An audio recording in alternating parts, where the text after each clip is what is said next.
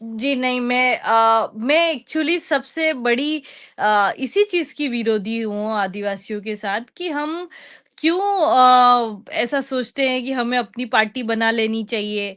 या कभी हम नहीं सोचते कि जैसे हमारे देश में इकोनॉमिकली मजबूत एक समाज है जिसे बनिया समाज कहते हैं। बनिया समाज की कोई अपनी पार्टी नहीं है, ब्राह्मण समाज की कोई अपनी पार्टी नहीं है, लेकिन वो देश चला रहे हैं, देश चल रहा है। और वो इतने मजबूत है, इतने संगठित है कि वो चाहे संख्या में 10% ही क्यों ना हो या 2% क्यों ना हो, और जो जैन है वो तो 0.36% ही इस देश में है, लेकिन वो इतने मजबूत हैं आर्थिक रूप से, क्या बोलते हैं उसको, सामाजिक रूप से संगठित है कि वो अगर सरकार से कोई बात मनवाना चाहे या समाज के लिए एकजुट होकर कोई बात को वापस बंद करना चाहे तो वो करवा सकते। मैं ऐसी एकता आदिवासियों के बीच चाहती थी, और ये एकता इसलिए नहीं होती कि आप पार्टियां बना लो।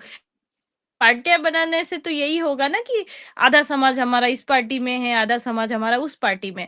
लेकिन अगर एक गाँव में 4000 वोटर्स है और चारों हज़ार वोटर्स ये डिसाइड कर ले कि हमारे साथ बीजेपी ने इतना बुरा किया था, तो हमें 4 के 4000 वोट बायकॉट करने हैं, इन्हें नहीं देने, या फिर हम 4000 वोट, 4 लोग जो खड़े हैं सरपंच में, हम चारों को वोट नहीं देना चाहते, हम इस चुनाव का ही बहिष्कार करना चाहते हैं, या फिर हम इस तरीके की चीज़ चाहते, हम मैं वो मजबूती हमारे समाज में चाहती थी। और वो करने के लिए अगर किसी पार्टी का विरोध करना पड़े तो कर सकते हैं, और सामने वाली जो बड़ी पार्टियां हैं वो इस दबाव में आ जाए कि अगर हम इन 4000 में से कुछ वोट चाहिए या ये 4000 लोग हमें चाहिए, तो ये हमारे सामने 10 शर्तें रख रहे हैं, तो 10 की 10 शर्तें हमें माननी पड़ेगी, तब ये समाज हमारे किसी काम का आएगा।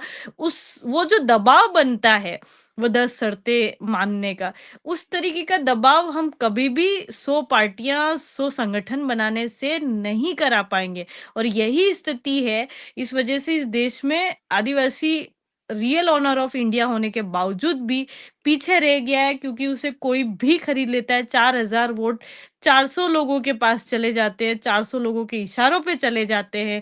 कोई धर्म की बात करता है, कोई जात की बात करता है, कोई पैसे दे के वोट ले लेता है। इवन विमल तानसेन, दारू, सिगरेट, इनमें हमारे वोट बिक जाते हैं, जबकि अन्य समाज के वोट इन चीज़ों में नहीं बिकते। वो मुद्दों पे कायम रहते हैं। क्यों? क्योंकि उनके खुद के समाज की कोई पार्टी नहीं है।